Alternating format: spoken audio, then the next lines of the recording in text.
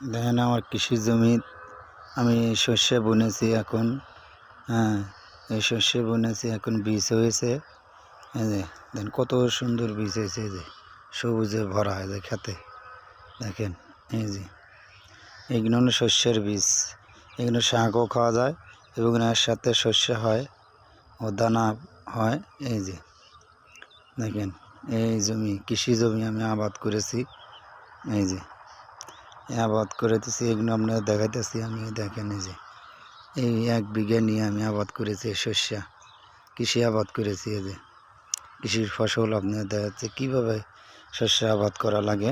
দেখেন এই যে এইগুলো হবাই গাড়িয়েছি, এগুলো কোনো আসেনি, এখনও গাছ হয়নি। এইগুলো যে নতুন বুনেছি তো এগুলো হয় নাই, তাই এই যে এইগুলো বুনেছি, এগুলো হয়েছে। দেখেন আপনার দেখেন।